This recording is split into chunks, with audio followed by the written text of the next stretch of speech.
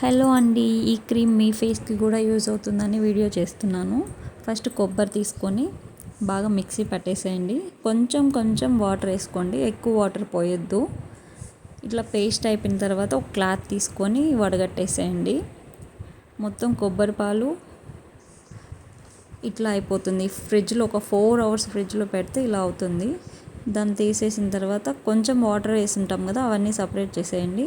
తర్వాత 1 hour బయట పెట్టేస్తే కొబ్బరి దాంట్లో నుంచి వాటర్ మొత్తం సపరేట్ అయిపోతుంది. ఇదంతా ఆయిల్ అనమాట, ఇదే మనకు కావాల్సింది.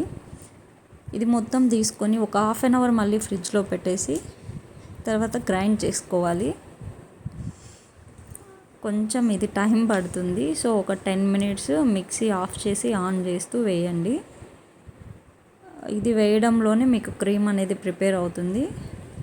సో కొంచెం టైం తీసుకుంటుంది, బట్ క్రీమ్ అయితే బాగా యూజ్ అవుతుందండి. నేను యూజ్ చేసిన తర్వాతనే ఈ వీడియో చేస్తున్నాను. చూడండి క్రీమ్ ఎంత బాగా వస్తుందంటే ఒక 10 minutes ఆఫ్ చేస్తూ ఆన్ చేస్తూ వేయాలి. క్రీమ్ మాత్రం సూపర్గా వచ్చింది, స్మూతీగా ఉంటుంది. చూడండి, ఇది మనకు బయట అయినా స్టోర్ ఉంటుంది, లేదా ఫ్రిడ్జ్లో అయినా పెట్టి యూజ్ చేయొచ్చు. చూడండి ఎంత స్మూత్గా వస్తుందో. ఫేస్కి మాత్రం మాయిశ్చరైజర్గా బాగా యూజ్ అవుతుంది. చిన్నపిల్లలైనా యూజ్ చేయొచ్చు. యాక్చువల్లీ ఈ క్రీమ్ నేను 3 months నుంచి యూజ్ చేస్తున్నాను. మీరు నా ఓల్డ్ వీడియోస్ కావాలన్నా చెక్ చేసుకోండి, అప్పటికి ఇప్పటికి నా ఫేస్ ఎలా ఉంటుందో.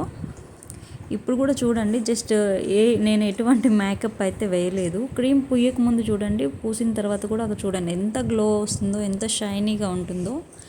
స్కిన్ కూడా చాలా అంటే చాలా హెల్తీగా ఉంటుంది. మీకు ఒకవేళ ఈ క్రీమ్ నచ్చి కావాలి అంటే ప్రాసెస్ మొత్తం మళ్ళీ ఇంకొక వీడియోలో చెప్తాను, నాకు కింద కామెంట్ చేయండి. స్కిన్ అయితే చాలా అంటే చాలా స్మూత్గా ఉంటుంది. డేలో ఒక్కసారి యూజ్ చేస్తే సరిపోతుంది. ఇట్లా నాకు 3 monthsకి స్కిన్ చాలా గ్లో అయిందండి. ఇది స్కిన్లో అబ్జర్వ్ అవ్వడానికి 10 minutes పడుతుంది. చూడండి ఎంత బాగా అబ్జర్వ్ అయిపోయిందో. సో మీకు ఈ వీడియో గురించి ఇంకేమైనా డౌట్స్ ఉంటే కింద కామెంట్ చేయండి. వీడియో లైక్ చేయండి, షేర్ చేయండి అండ్ సబ్స్క్రైబ్ చేయండి.